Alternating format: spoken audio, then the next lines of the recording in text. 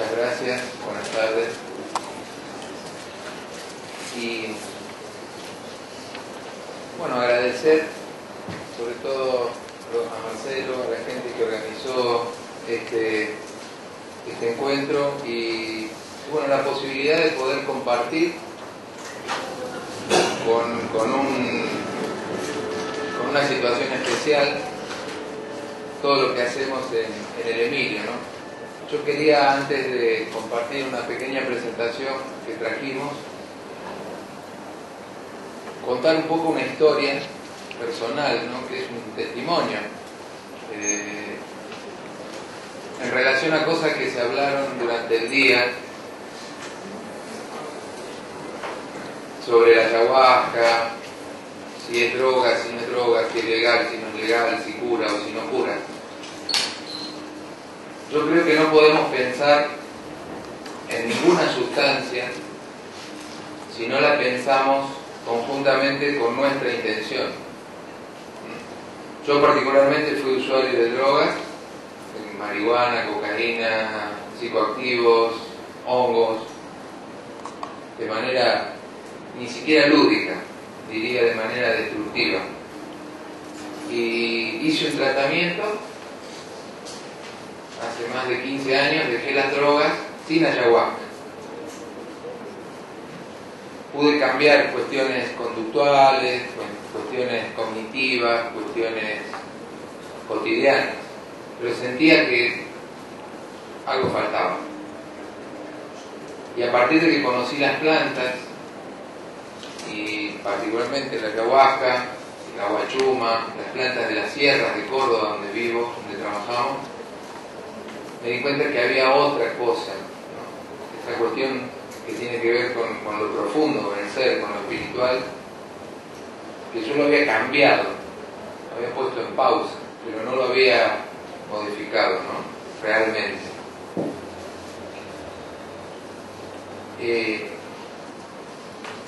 A partir de ahí empiezo a trabajar en centros de tratamiento convencionales en Argentina. Y veía que año a año cada vez más pacientes duales, cada vez más psicofármacos, cada vez más bipolares, y como que me empecé a cuestionar cosas, ¿no? Y ahí empieza a surgir, ya habiendo conocido la ayahuasca, empieza a surgir la idea del Emilio. Después tengo la gran bendición de poder viajar a Taquihuasi, conocer a Jack, a Rosa y a todo el equipo. Y como que la idea termina de concebirse, ¿no? En su forma. Y el Emilio empieza a tomar una dirección y a trabajar con adictos, con plantas, principalmente, ¿no?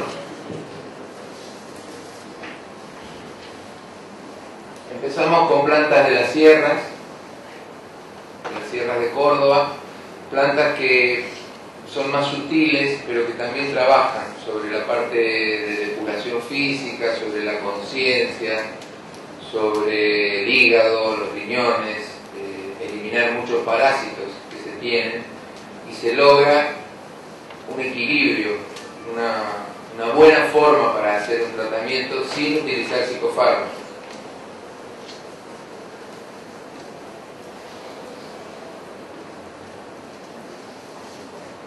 Bueno, esto es un poquito de historia de cómo se fueron creando las comunidades terapéuticas, ¿no? El modelo médico, el modelo psiquiátrico, la antipsiquiatría, cómo se va llegando al modelo de la comunidad terapéutica. Y esto es un poco la idea donde estamos parados hoy. Un momento de transición. Yo creo que lo que está sucediendo es un cambio de paradigma, ¿no? Trabajar bajo unas líneas a las que estamos acostumbrados y una línea nueva que se viene imponiendo y cada vez con más fuerza, ¿no? Los dos disparadores principales de la idea del Emilio fueron trabajar sobre la creencia de que se deben utilizar psicofármacos en los procesos con usuarios de drogas y la no contemplación de la dimensión espiritual en la mayoría de los centros de tratamiento, al menos en Argentina.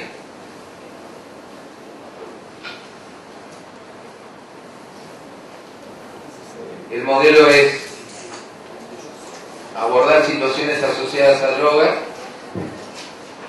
con psicoterapia tradicional, el modelo de comunidad terapéutica, la utilización de plantas y la contemplación de la dimensión espiritual y la cosmovisión de los pueblos originarios. Trabajamos también con temazcales, con todas las plantas de las sierras, le promovemos a los jóvenes que tenemos en tratamiento toda la cosmovisión de pueblos que habitaban la misma tierra donde estamos ahora, ¿no? Pueblos de las sierras, por ejemplo los comechingones y los anavirones.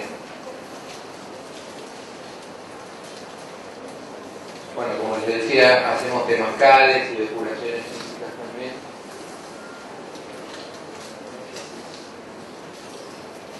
Aquí tenemos una yaguapanga argentina. Bueno, esto es un poco de historia de que desde tiempos inmemoriales el hombre estuvo relacionado con las plantas y trabajó con las plantas. Desde estudios arqueológicos que se hicieron en Irak, la medicina ayurveda de la India, aparece la teoría de la homeopatía. Egipto y China también tienen registros de uso de plantas. Bueno, estas son composiciones químicas de las plantas.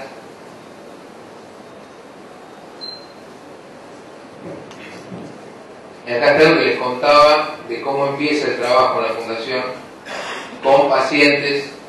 Principalmente trabajamos con usuarios de cocaína, principalmente mayores.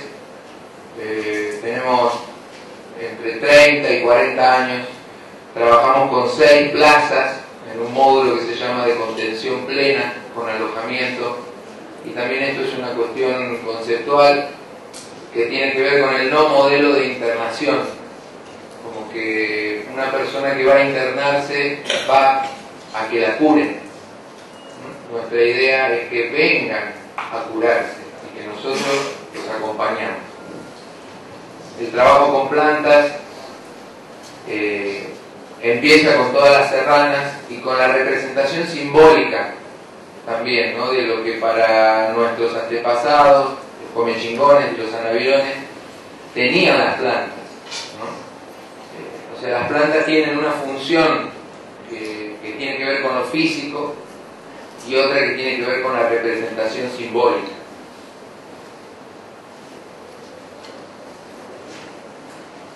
Observamos también que el proceso de identidad del adicto está muy fracturado, o sea, no hay modelos, tampoco hay procesos identificatorios positivos. Esto que se hablaba de que no hay rituales de pasaje, bueno, tampoco vemos que haya procesos identificatorios. Entonces, compartir cómo vivían los pueblos originarios, realizar rituales y prácticas, también ayuda a afianzar ese proceso. Y la representación simbólica es bien importante, ¿no? Porque más allá del lenguaje, el trabajo con las plantas cruza las barreras del lenguaje. Hay cosas que en la psicoterapia convencional llegan hasta un punto. Con las plantas podemos cruzar.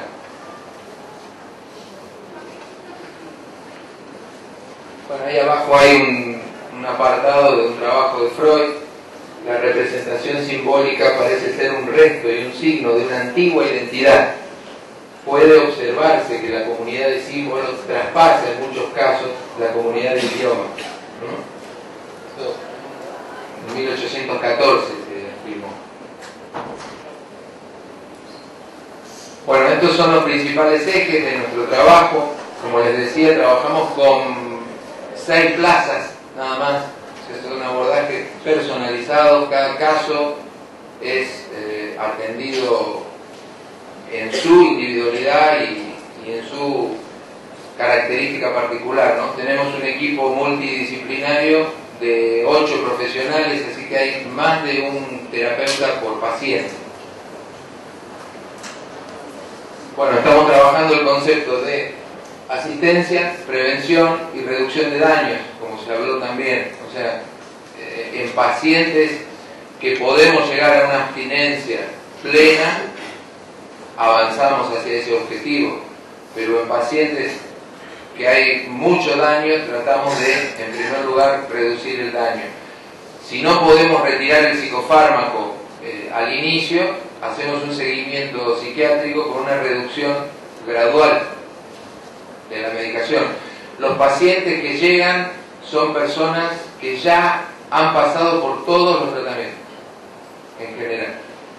Han sido medicados, han tenido internaciones psiquiátricas y no les ha funcionado. Entonces muchos están tomando medicación hace más de 10 o 12 años. Entonces no se puede tampoco sacar rápidamente. Pero en general, en menos de 30 días se retira la medicación. Casi todos los casos.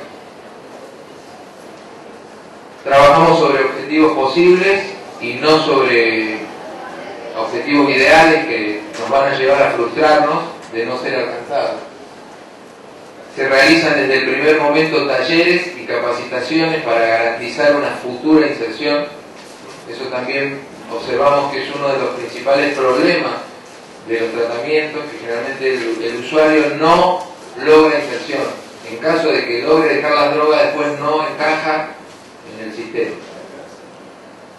Y el centro terapéutico es abierto a la comunidad. Tenemos talleres de construcción natural, terapia neural y ceremonias de ayahuasca abiertas a la comunidad. En esta última vinieron personas que no habíamos invitado, pero bueno.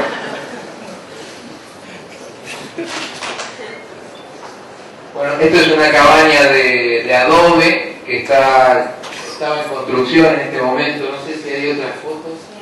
Sí. Es una cabaña ecológica hecha de adobe con un termo solar y donde viven los pacientes y participaron de la construcción. O sea, la idea también es que haya un encuentro con la tierra, con la ecología y con lo natural.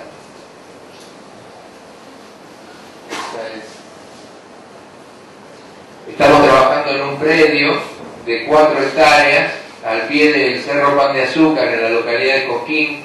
Es una geografía de monte serrano. Hay más de 200 especies de plantas medicinales. Si bien no tenemos ayahuasca, crecen muchas plantas de la zona que son utilizadas en los procesos terapéuticos. Y también lo interesante es que los pacientes las conocen, las cosechan, las preparan y las toman. O sea, participan de todo el ciclo.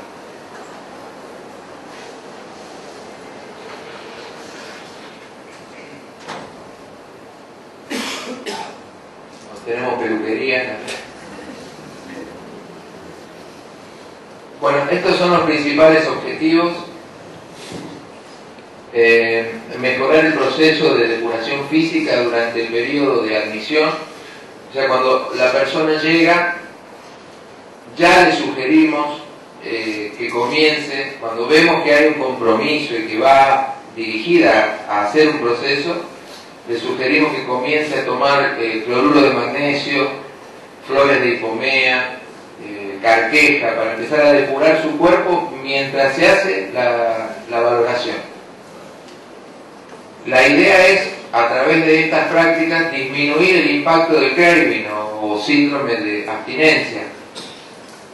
Sabemos que hay que atravesarlo, pero hemos comprobado que con el trabajo con plantas pasa más rápido el proceso. O sea, yo que tuve la suerte de trabajar en centros convencionales, veía que el paciente cocainómano normalmente sin utilización de plantas puede estar 2, 3 y hasta 4 meses con síntomas de abstinencia. Y nosotros vemos que con la utilización de plantas, temazcales, y bueno, ni hablar con las purgas de tabaco y con las tomas de ayahuasca, casi que ni se siente. O son días donde se pasa mal momento y después sí. Bueno, mejorar el estado físico. En general, desde que llegan al Emilio, la alimentación, o sea, cuando hablaban de la dieta de preparación para la ayahuasca, los pacientes nuestros viven en dieta. O sea, comen permanentemente arroz integral, sin picantes, evitamos el dulce. Es una comida muy equilibrada, y también hacen prácticas de yoga, meditación, o sea, están en una preparación constante para el trabajo con plantas. Bueno, promovemos y enseñamos el cultivo y el conocimiento de las plantas. O sea, tratamos de difundir, esto también lo veníamos haciendo, sobre todo con el tema de la ayahuasca, porque fue para nosotros un paso. Nosotros empezamos recién en 2010 a trabajar abiertamente con ayahuasca y con las familias. Y por ahí lo más difícil era explicar a las familias de los pacientes el trabajo con purga, vamos a vomitar, vamos a tomar ayahuasca, como que no hay una familiaridad con ese tipo de cosas, ¿no? Pero bueno, empezamos a trabajar a través de videos informativos, compartimos todos los documentales que ya tiene hecho Taquihuasi, como para que vean que hay centros en otros lugares, y íbamos preparando a la persona desde lo físico y también desde el conocimiento sobre las plantas, ¿no? Con bibliografía. Bueno, se trabaja mucho los paralelismos, ¿no? Las ceremonias de ayahuasca que dábamos allá eran con una frecuencia entre 45 y 60 días entre una y otra, o sea, no había tomas regulares, por una cuestión de disponibilidad también, no podíamos disponer de eso con más frecuencia. Entonces, en la diaria buscábamos promover en los espacios terapéuticos esta autoobservación y esta conciencia que se logra a través del vehículo ayahuasca o planta, ya sea guachuma o tabaco. Entonces, en todos los espacios promovíamos esa autoobservación, que se puedan ver, que puedan reflexionar sobre sus actitudes. El tema de la meditación también era un momento de autoobservación permanente.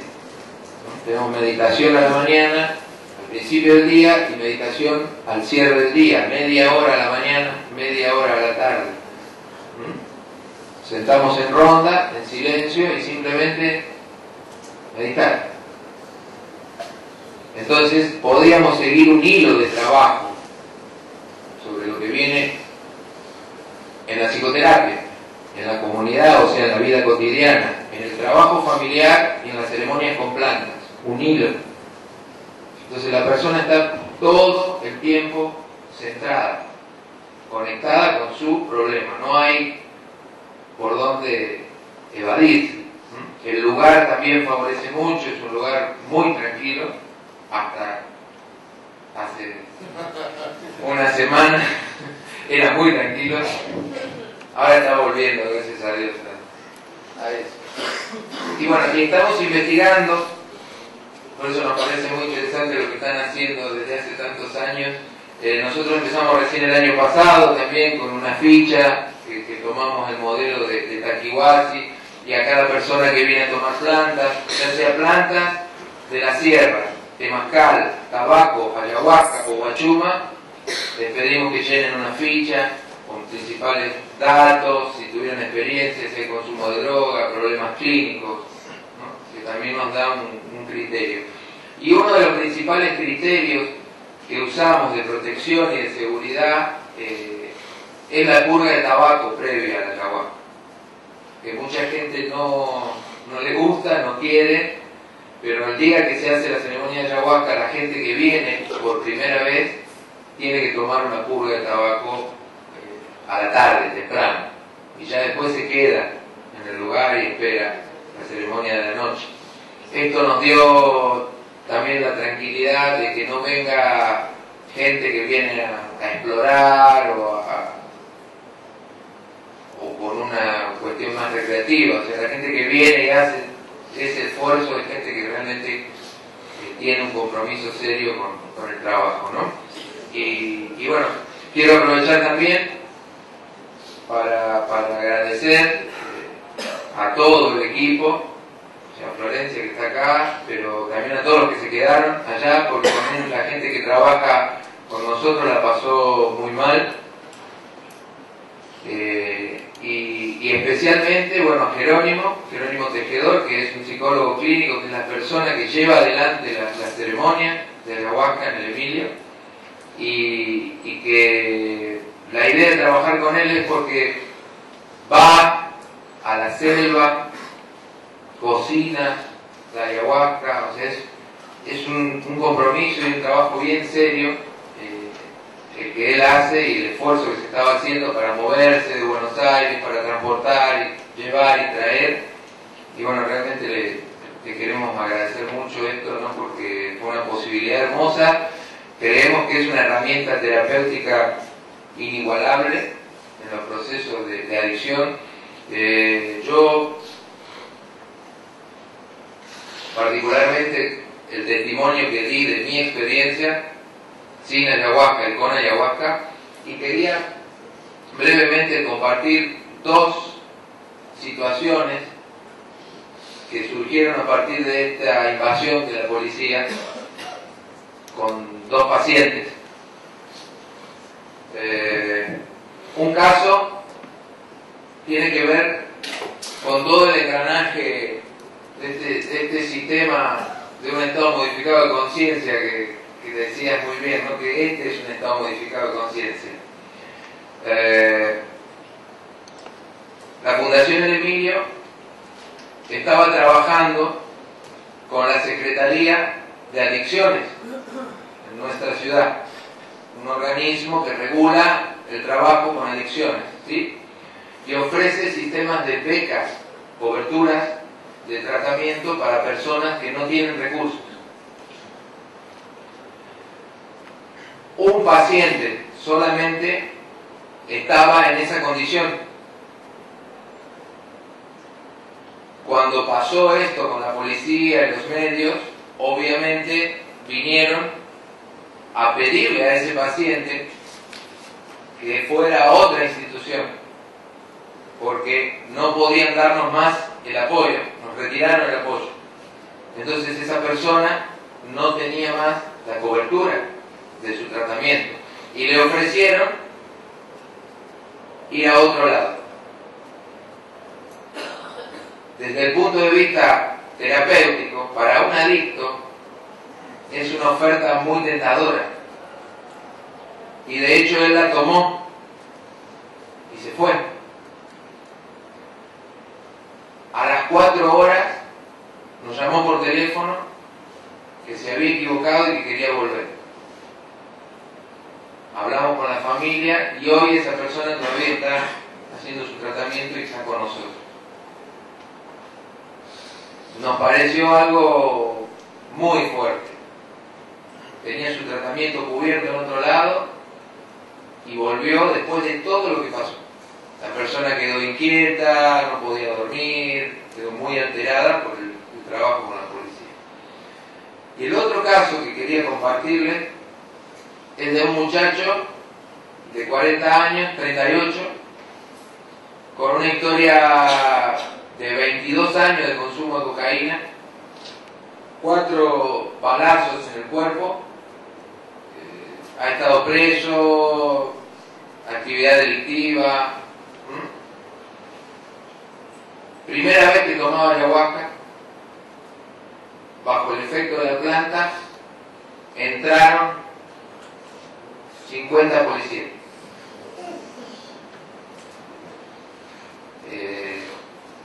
Esa persona fue la primera vez que enfrentó con ayahuasca a la policía sin haber hecho nada. Entonces fue un trabajo muy fuerte que hoy, a 20 días del hecho, lo afianzó, lo fortaleció en su proceso y bueno, está regando, haciendo pan, cuidando la huerta. Entonces quería compartirlo porque para nosotros fue algo muy, muy fuerte. Bueno, estos son familiares, trabajamos con la familia, ¿no? Como bien decía Jacques, hay casos que si bien trabajamos con la familia, prohibimos que vuelvan a vivir con mamá.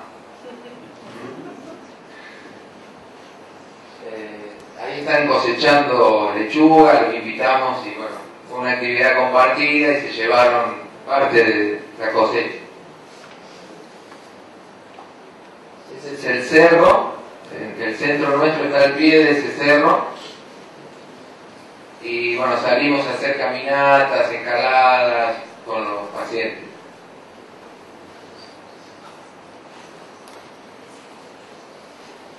Bueno, esto es parte del área de prevención, también hay un área de prevención en el Emilio que está trabajando Florencia con mamás adolescentes, que hacemos elaboración de cremas y productos fitocosméticos a partir de plantas también, ¿no? Y es la idea de que las mamás puedan acceder a microemprendimientos y a vincularse también con las plantas y alejarse de la reproducción masiva y las drogas.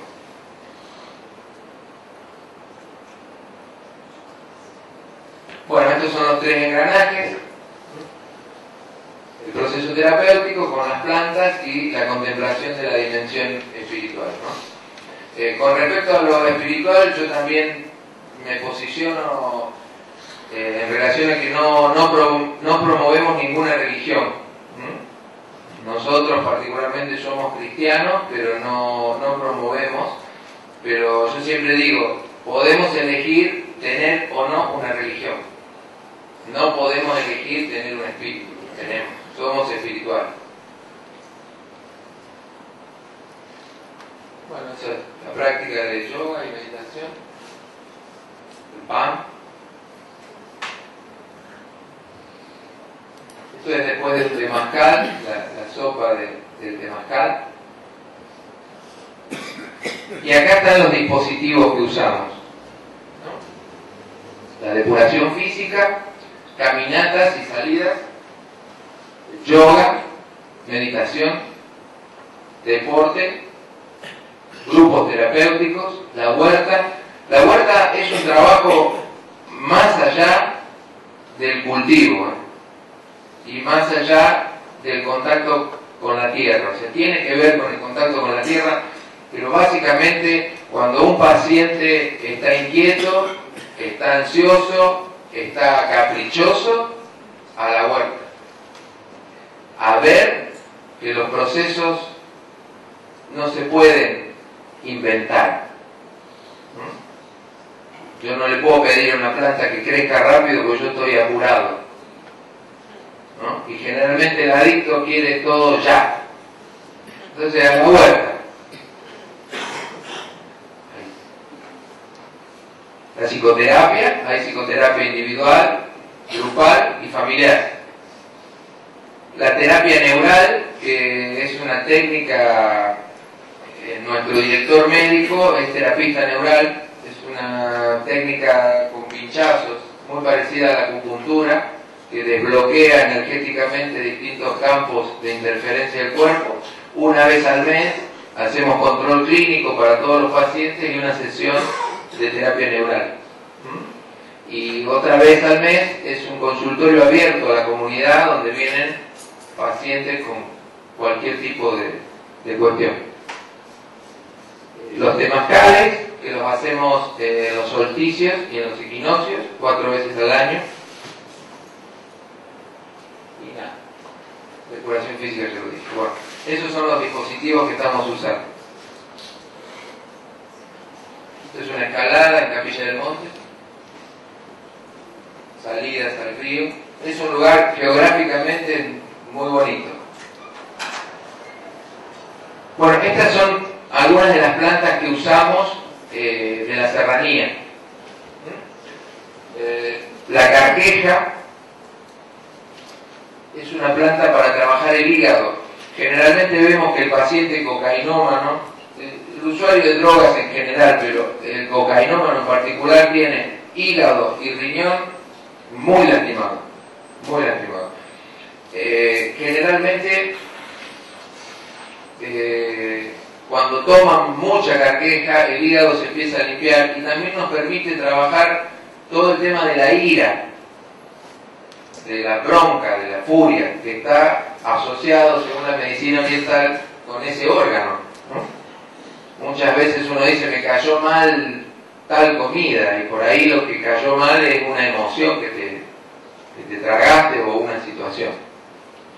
El palo amarillo es un regulador emocional, es una planta muy buena que ayuda a la deshabituación de fármacos, es un regulador emocional, para que nos tomemos las cosas ni tan dramáticas ni tan livianas, como en su punto. El incayuyo es un relajante natural, descontracturante a nivel muscular y a nivel mental también. Se está usando mucho para deshabituar a adolescentes que están usando marihuana, porque no tiene el efecto de la marihuana, pero relaja. El suico es una planta base para nosotros, que es pariente de la rosa sisa, de allá. Es un antiparasitario fuertísimo. Nosotros trabajamos mucho el tema de los parásitos, por eso el cloruro de magnesio y la limpieza, porque muchas veces hay gente que viene al Emilio y nos dice: ustedes trabajan con cosas naturales, dame algo igual que la pastilla para relajar. Y es como el mismo esquema, no sirve. La idea es poder lograr que la persona se relaje a partir de equilibrar su alimentación, equilibrar sus horas de descanso, limpiar su intestino, fortalecer el hígado. Entonces va a estar relajado y no va a estar tomando un relajante. Bueno, el chañar, que lo usamos mucho antes de los temazcales, es una planta que para la mente, evita que estemos interpretando tanto. Es una planta que fortalece los pulmones y ayuda a dejar la cabeza quieta, y no estar pensando: ¿y por qué habrá venido? Seguro que viene porque... y hacer elucubraciones. Los comechingones hablaban de que había que concentrar la energía en el momento presente, que si uno está mucho tiempo pensando en el futuro y en el pasado, no se concentra con el presente, y eso le pasa mucho al usuario de droga. Bueno, la espina colorada es para los riñones, la carqueja para el hígado y la espina colorada para riñones, y la alcamisa también es un antiparasitario y tonificador hepático también. Estas plantas no se toman todas juntas, de acuerdo a cada persona, la que va necesitando, le vamos dando. Como tenemos solamente 6 pacientes, podemos llevar un proceso bien direccionado. Y bueno, esto es un poco la intención: continuar con la investigación, tratar de que haya mayor disponibilidad de tratamientos, porque en este momento, y en relación a muchas cosas que preguntaron antes, nosotros, al no tener a partir del evento apoyo gubernamental, nos tenemos que autofinanciar. Entonces tenemos que cobrar por los tratamientos a la familia. Entonces no hay gran disponibilidad de este dispositivo. Tenemos 6 plazas. Uno de los objetivos es que haya mayor disponibilidad y reconocimiento validado al trabajo con plantas. Así que bueno, por eso, y como para terminar, bueno, ahí está Jerónimo, y acá está Fabián, también en nuestra última visita. Como para terminar, volver a agradecer, y bueno, para nosotros es muy importante poder llevarnos, más allá de participar en un documento conjunto con los fines de este encuentro, llevarnos un documento de apoyo. Nosotros no somos un centro ayahuasquero, pero sí utilizamos muchos dispositivos y creemos que el trabajo con ayahuasca aporta mucho de beneficio para los procesos, para la evolución y para sobre todo la velocidad de los procesos terapéuticos. Así que poder llevar el aval compromiso de muchas de las organizaciones y personas que están acá para nosotros es muy importante, y bueno, que estos encuentros puedan tener un ritmo, una periodicidad y fortalecerse. Gracias.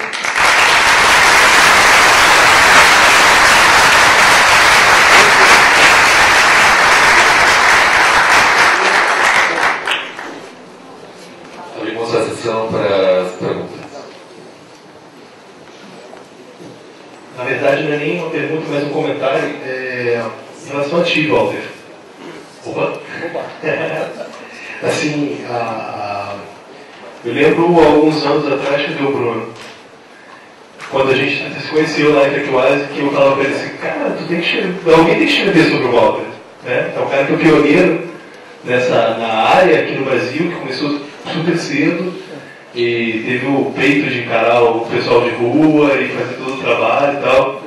E aí o Bruno saiu com mestrado e tal, muito legal, e defendeu a dissertação dele sobre o seu trabalho. E aí eu falando, então vamos convidar o Walter para ir pro encontro. Aí o Bruno começou a dizer, não, o Walter está preocupado, não sabe o que vai falar e tal.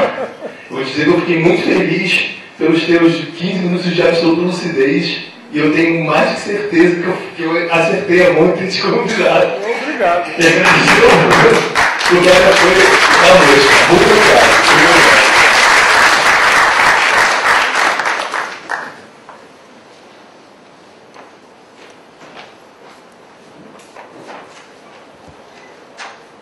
Boa tarde, meu nome é Felipe, eu sou da Colômbia e quero agradecer, salutar, alentar o trabalho de todos nesses coletivos, de todos nestes, além de palestrantes, todos estes terapeutas que vêm trabalhando com a ayahuasca há muitos anos.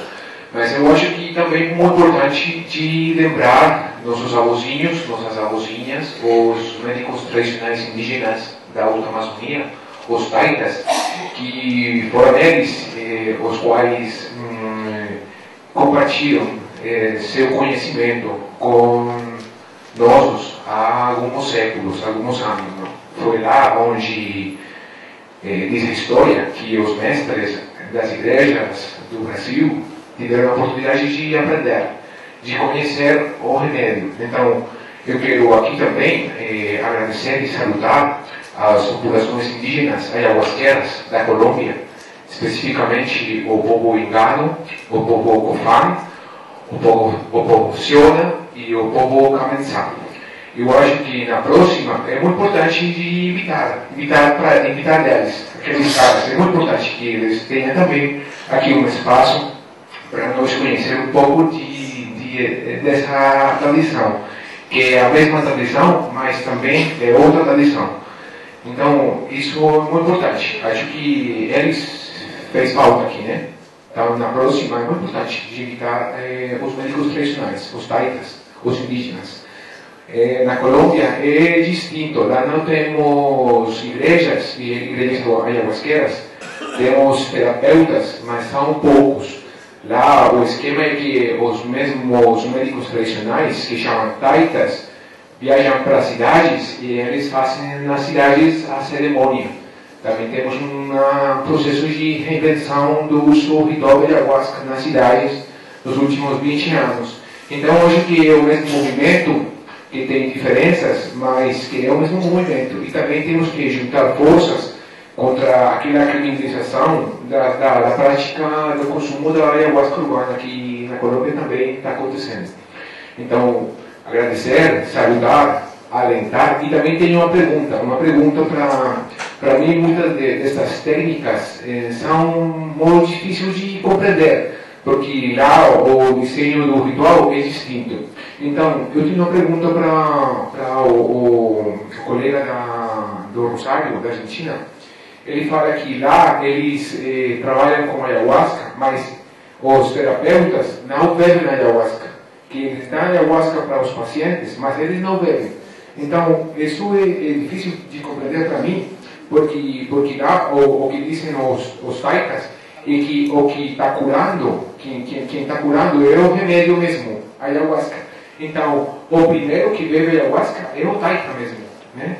Então, para mim, se você pode falar conosco sobre essa experiência, como é que vocês olham o problema que tem o paciente se você mesmo não pega a ayahuasca. Para mim, isso é curioso. Então, muito respeito, e para os organizadores, na próxima, temos que invitar os médicos tradicionais, né? Os taitas, que ainda estão vivos. Obrigado.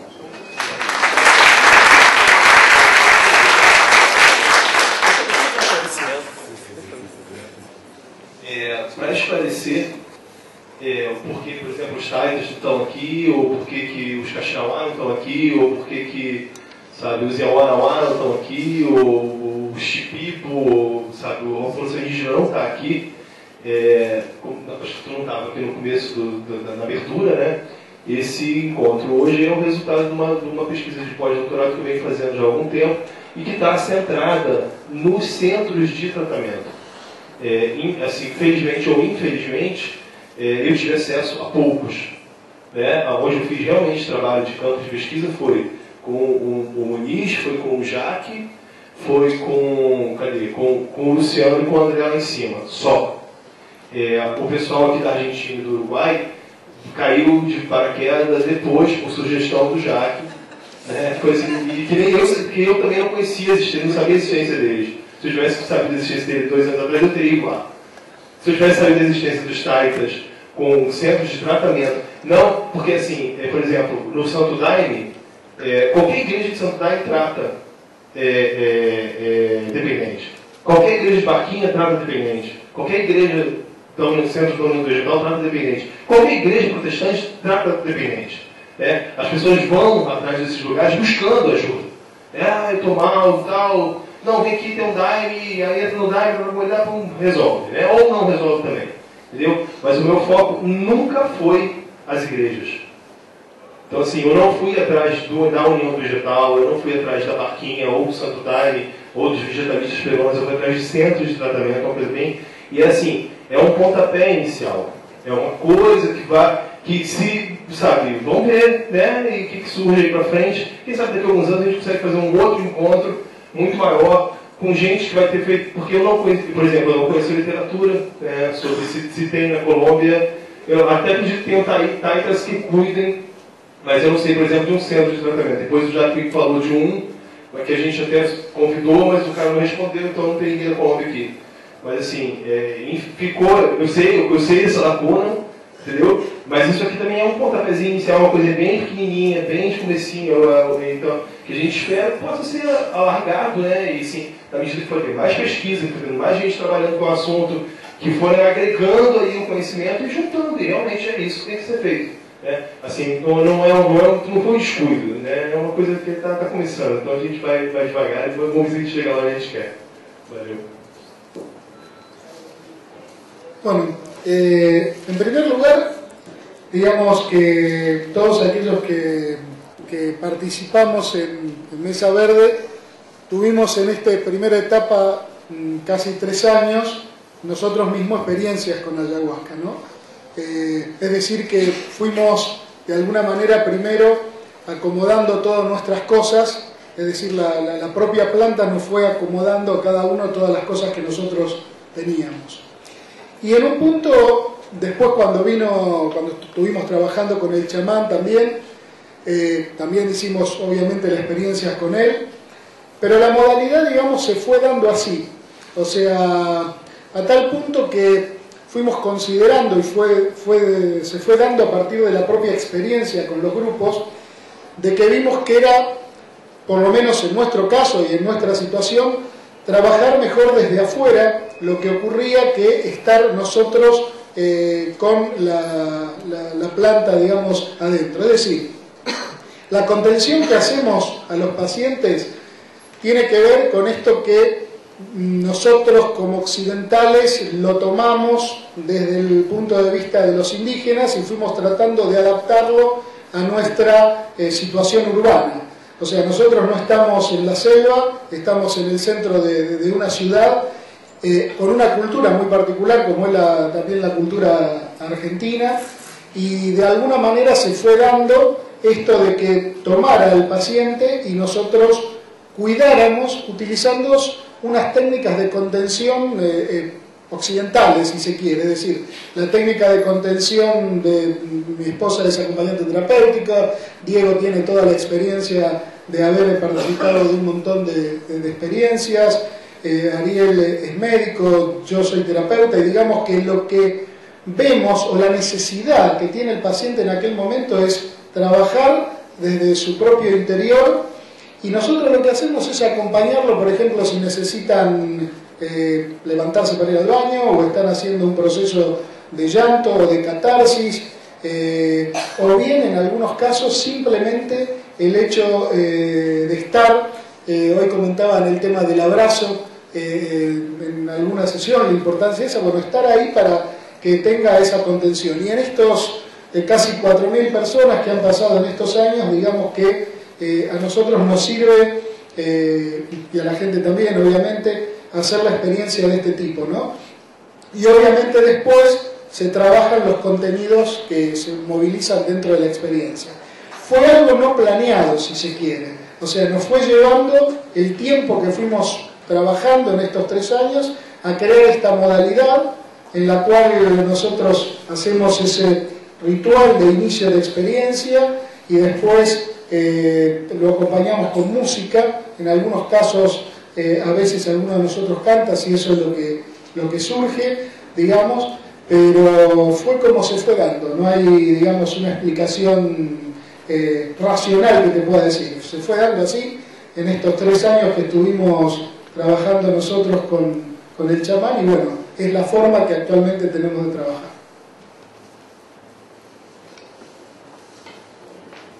Si me permite un comentario sobre eso, podemos considerar que hay muchas formas de tomar ayahuasca, y muchos niveles. Digamos que se considera la mayor parte lo que se llama convidadores, se utiliza el ayahuasca como facilitador de psicoterapia, un poco lo que está comentando Néstor, ¿no? Hay otro nivel que es el nivel ya chamánico. Ahí el curandero interviene con instrumentos energéticos, con sopladas, por ejemplo. Hacer una soplada es fácil, cualquiera lo puede hacer, así no soplar tabaco, pero que una soplada sea eficaz, eso es otra cosa, porque depende del cuerpo energético del curandero, y eso necesita una preparación larguísima. Entonces hay actos o técnicas chamánicas que sí necesitan un largo aprendizaje, de mucha exigencia. En cuanto a los taitas colombianos, ahorita existe una asociación, varias, una asociación que se llama la UMIAC, la Unión de Médicos Viajeceros, como dicen de viaje, ¿no? De la Universidad Colombiana. Ellos se posicionan en que los no indígenas no son aptos para dar ayahuasca. La suposición es bien tajante. Ellos son los guardianes del viaje de la ayahuasca, los no indígenas pueden participar, pueden tomar, hasta pueden asistir, pero no pueden dar ayahuasca, no son reconocidos. Inclusive esos mismos aprendices que tienen aprendices que tienen 15, 20 años, 30 años de aprendices y no les dan el título de taita. Hacer taita tiene que manejar una sesión solo, tomando ayahuasca, y pueden manejar un grupo de 10, 15 o más personas. Entonces hay un nivel, es muy, como no tenemos mucha referencia, ¿no? Es como comparar una persona que sería un técnico de enfermería, ¿no? Y un neurocirujano, ¿no? Y hay un abanico muy importante, ¿no? Una graduación muy variada de lo que es dar ayahuasca. Puede ser una simple invitación sin control, hasta una cosa sumamente fina, elaborada y muy muy sofisticada, ¿no? De manejo energético. Entonces, eso es un poco el problema, justamente, creo yo, del mundo occidental, es que no conocemos muy bien este uso ancestral de ayahuasca. Entonces se ve un poco una cosa un poco difusa, del mismo nivel, pero en realidad es mucho más diferenciado, ¿no? Y por eso que es gradas y escaleras, ¿no? Y niveles muy diferentes, y para hacer realmente un taita, como por ejemplo los indígenas, los sionas, por ejemplo, tenían unos 15 aprendices hace 10 años, ahora quedan 3. O sea, entre los mismos solamente hay 3 que todavía no son maestros y son hijos y nietos de curanderos. Para dar una idea, para poder ser mínimo curandero tiene que pasar por lo menos 6 meses de aislamiento en la selva, por periodos que pueden ser de 2 días, de 8 días, de 10 días, de un mes, pero 6 meses solo en una cabaña tomando plantas psicoactivas. Eso da una idea. Unos los que han hecho 8 días de dieta pueden medir lo que es entre 8 días y 6 meses y a veces más, ¿no? Entonces, pero es importante relativizar todo eso y ver exactamente en qué estamos. O sea, todo está bien, yo digo que solamente hay que ser consciente que hay pasos, hay niveles, bueno, como en la universidad, como en cualquier formación, ¿no?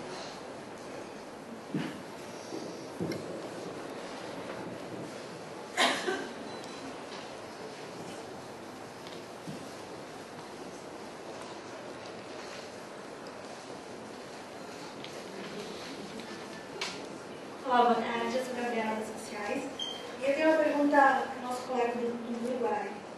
Você disse no início que o cartel das drogas já se apropria do princípio ativo da ayahuasca. Eu gostaria que você falasse um pouquinho mais sobre isso. Obrigada.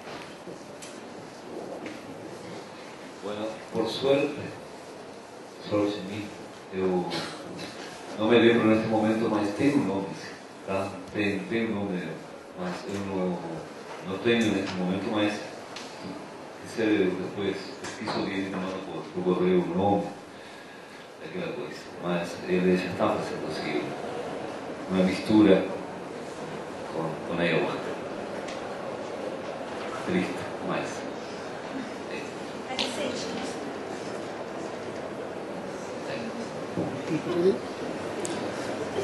Lo que existe, digamos, como la cuestión del principio, de uno de los principios activos de la ayahuasca, que de hecho se sintetiza en forma de cristales, es la DMT, la dimetiltriptamina. La dimetiltriptamina es el principio activo que tiene la chacruna, no específicamente la liana, ¿no?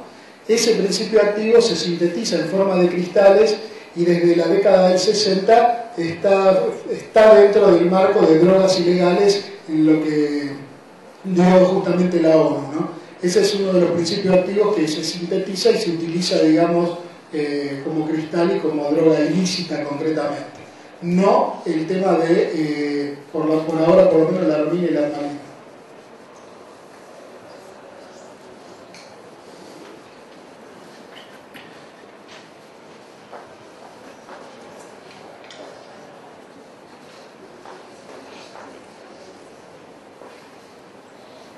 Meu nome é Camila, eu trabalho espiritualmente com os indígenas das etnias Pama aqui no Brasil e atualmente estou fazendo mestrado aqui na USP.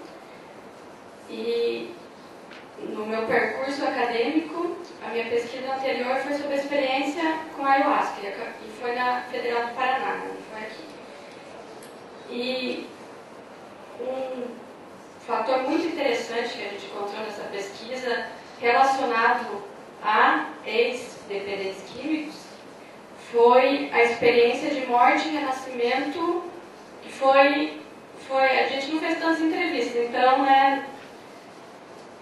foram 4 pessoas que se declararam como ex-dependentes químicos e que trouxeram isso nas entrevistas, que algo muito definitivo no processo foi a experiência de morte e renascimento dentro de uma cerimônia com ayahuasca. E tanto na fala do Nestor como do Jacques também, vocês falam sobre a iniciação, a hipótese que a gente trouxe, né, no trabalho foi que nos casos de dependentes químicos havia um processo muito similar ao processo de iniciação, onde, como também foi dito por vários outros, né, palestrantes, até queria elogiar que eu sou psicóloga e o trabalho que vocês estão fazendo é muito bom e é gratificante de ver, né? Aliás, espiritualidade também com tratamento psicológico, né? E quanto isso da iniciação, o que a gente percebeu é que a ayahuasca dava essa possibilidade de fazer um ritual de passagem onde era abandonado algumas características de uma vida antiga para o recomeço de uma vida nova, abrindo essa questão espiritual. Então eu queria que vocês falassem um pouquinho da experiência, se vocês conseguiram perceber algo disso também. Obrigada. Sí, en nuestras experiencias también aparece esta cuestión de muerte y renacimiento. Y es interesante algo que a veces lo utilizamos cuando damos alguna conferencia sobre este tema, que es utilizar una parte como ejemplo, ¿no? Hay una escritora chilena que se llama Isabel Allende, que en uno de sus libros, que se llama La suma de los días, es un relato autobiográfico. Ella relata justamente su experiencia de ayahuasca y habla que dos cosas en la vida le cambiaron la vida, que uno lo podría tomar como verdaderamente dos experiencias lo suficientemente fuertes como para morir de una manera y renacer de otra. Uno, la muerte de su hija, y la otra, la experiencia que ella tuvo con la ayahuasca. O sea, fíjense, digamos, el nivel, ¿no?, de lo que representa, bueno, la muerte de un hijo y el cambio que opera esa situación en una persona, bueno, y lo que ella lo pone al mismo nivel que la experiencia de ayahuasca,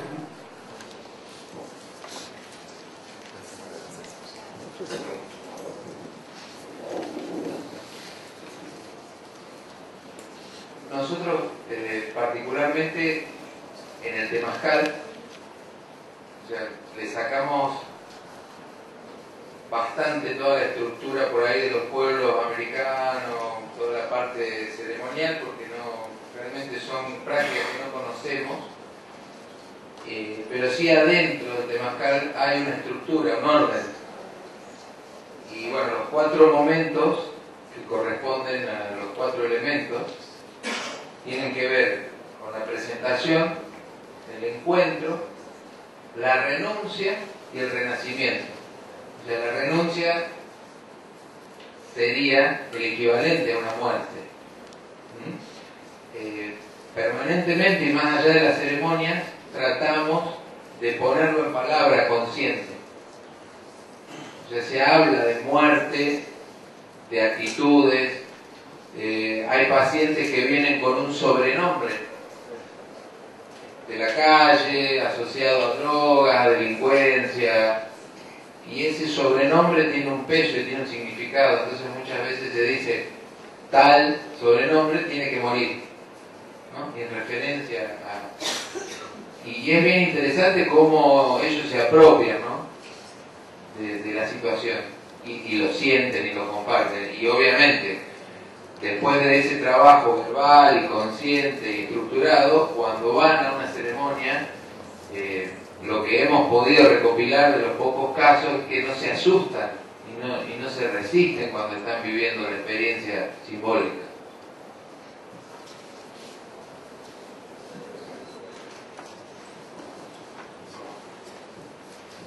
Não sei se o Jacques, que foi o tema da tua exposição, se quiser acrescentar alguma coisa para essa pergunta.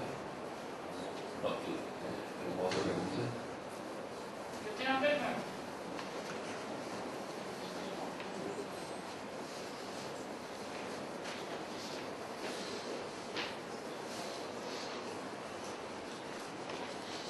Eu vou tentar ser objetivo, meu nome é Sidney.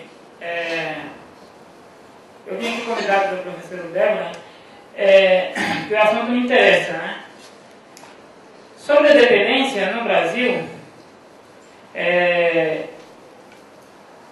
o Hermano ali, esqueci o nome dele, a entidade é Emílio, tem uns tratamentos que eu sou muito fã desse tratamento, né? Só que o brasileiro não acredita que... Tem brasileiros, muitos, que não acreditam que na cura, que a cura é a indústria farmacêutica. Você vai lá na farmácia e você resolveu. Se aquele ali não resolver, uma planta não vai curar. Tem gente que acredita que é assim. Parece que eu cheguei depois das 11 horas, né, não acompanhei tudo, mas parece que ela auxilia na cura, né? E, sei lá, só queria que você me respondesse uma pergunta, que eu tenho essa dúvida, né? As pessoas que se alimentam bem, ele tem no corpo dele diariamente todas as substâncias que o corpo precisa, parece, eu tenho essa impressão que essas pessoas sentem repúdio a drogas, qualquer tipo de drogas, né? Atletas, pratiquei muitos esportes quando era garoto, e atletas sentem repúdio de cerveja, bebida alcoólica e outras coisas, né? Por causa da alimentação e do preparo do corpo. Será que eu queria uma resposta assim: é verdade isso? Existe uma verdade dentro disso? E existe também aquela verdade da indústria farmacêutica também, que quer fazer essa concorrência. Isso é bem forte no Brasil, mas eu não conheço, tem algumas realidades que eu não conheço. Eu queria uma resposta assim, né? Yo le doy una respuesta, pero no entendí una parte. ¿Qué parte me decís? Si es cierto que... Bueno, parecería que él se basa en la alimentación tiene incidencia con respecto a caer en las drogas. O sea, si una persona, ¿por qué una persona bien alimentada no se droga? Creo que era ahí. Pues, y lo de la industria farmacéutica, sí. Y la industria farmacéutica no sé si la bueno, no había... São gostosas por causa da necessidade, não sei, mas tem essa impressão. Claro, como que la droga entra a sustituir la falta de alimentación, o sea que la droga comienza a crear una sensación de bienestar porque le falta alimentación. Ah, sí, eso sí, en muchos casos. Por eso la contrapartida, una buena alimentación también da mucho placer y mucho bienestar. Y concretamente, por ejemplo, nosotros estamos trabajando con avena, que es una planta, y que trabaja la adicción, o sea, además de nutrirte el cuerpo, te baja los niveles de ansiedad. Con respecto a tu otra pregunta de la industria farmacológica, hace poco en Argentina nos invitaron a exponer en un congreso, ¿no?, que organizaba el gobierno de Mendoza, una ciudad importante en Argentina, con otras organizaciones locales. La recepción del congreso era muy bonita, en un hotel.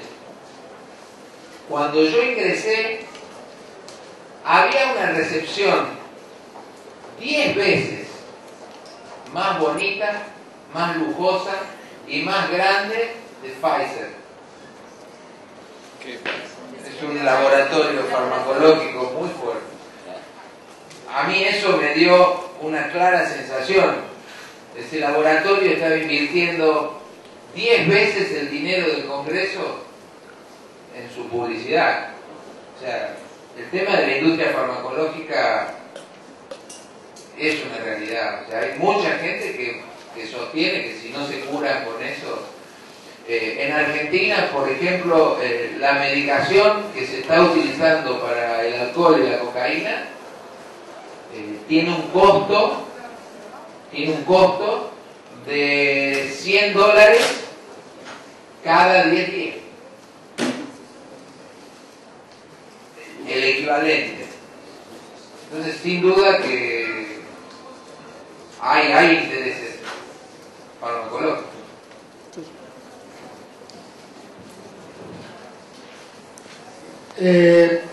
Como médico psiquiatra tengo que ver regularmente en todos los congresos lo que cuenta César. O sea, todos los años en Argentina se hace el congreso de la Asociación Argentina de Psiquiatría en otra ciudad que se llama Mar del Plata, que es una ciudad que da vista al mar. Ese congreso, cada stand vale alrededor de $10.000. O sea, el congreso lo hace toda la industria farmacéutica. Y hay un hecho que obviamente tiene interés y permanentemente nos bombardean con nuevos productos y esto es algo sumamente llamativo.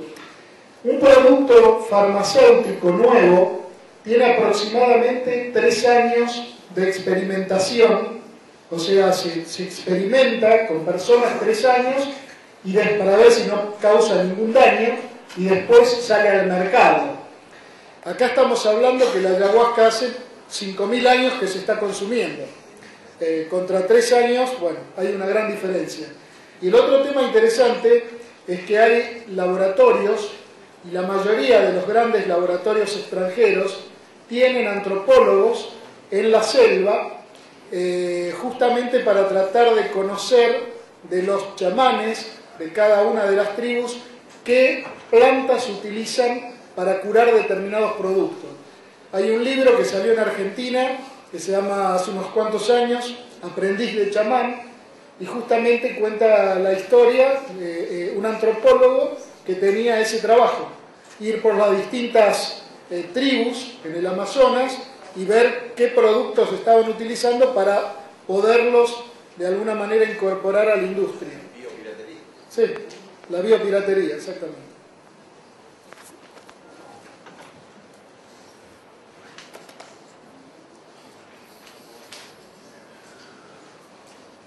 ¿Mais alguma pergunta? Esse vídeo vai ser disponibilizado? Ou a gravação? Eu vou sair um lugar ali.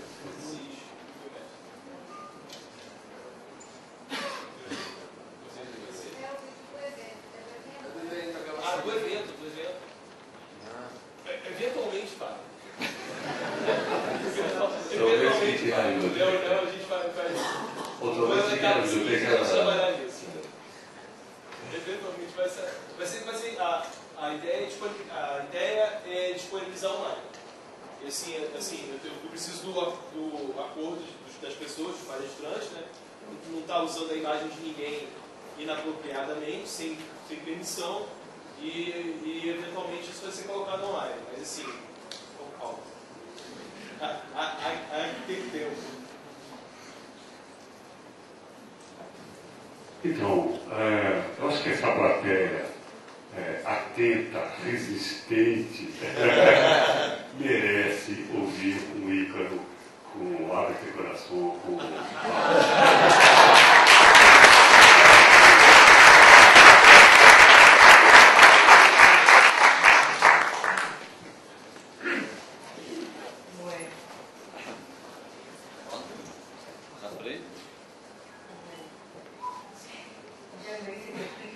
Cómo viene, ¿no? Un Ícaro es una...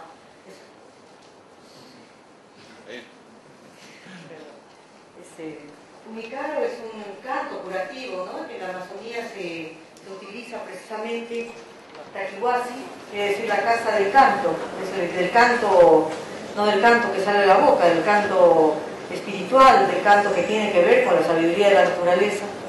Y esos Ícaros, los cantos curativos, no son creación, no es que uno se ponga a componer algo como para ser comercializado o escrito, sino son cantos que las mismas plantas enseñan cuando uno las toma. A veces uno toma la planta o hace una dieta o una sesión de ayahuasca y viene la enseñanza en forma de canción. Ese Ícaro que me está pidiendo, ¿no? Es un Ícaro que yo recibí en una de mis dietas, ¿no? Y que tiene que ver de repente con el chakra del corazón, de la apertura del corazón. Son canciones que se utilizan en las sesiones rituales, que probablemente no tengan mucho valor a nivel estético en cuanto a la voz de la cantante o a lo que pueda decir en sí, sino que el valor que puede tener es más que nada el hecho de reconectarnos con la energía de la planta, con lo que puede hacer Ícaro cuando se entona, cuando estamos bajo estados modificados de conciencia. Ahorita de repente hay un poquito de modificación del estado de conciencia por el cansancio, entonces de repente va a funcionar algo. Bueno, yo les pido, disculpen, de repente si no es lo que esperan, pero...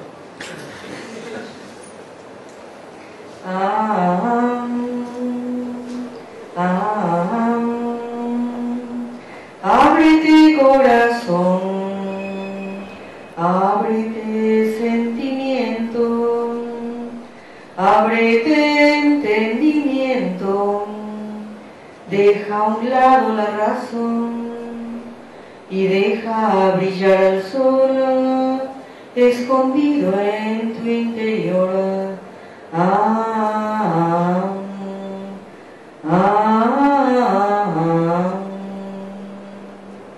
Ábrete memoria antigua, escondida en la tierra, en las plantas, en el agua, en el aire, bajo fuego, en tu cuerpo. Ábrete corazón, ábrete sentimiento, ábrete entendimiento, deja a un lado la razón y deja brillar al sol escondido en tu interior.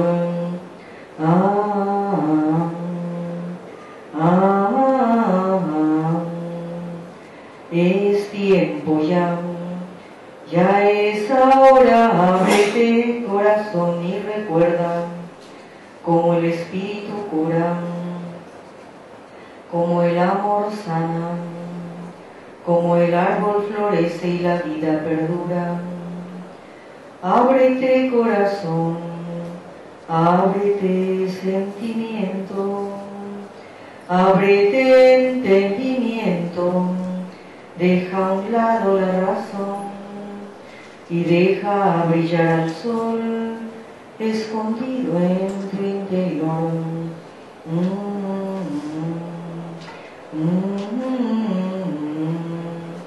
Abre tus alas, respira profundo y elévate hacia el cielo. Mira el sol de frente como las águilas. No tengas temor, confía en ti, confía en Dios, confía en la vida. Ábrete corazón, ábrete sentimiento, ábrete entendimiento, deja a un lado la razón y deja brillar al sol escondido en tu interior.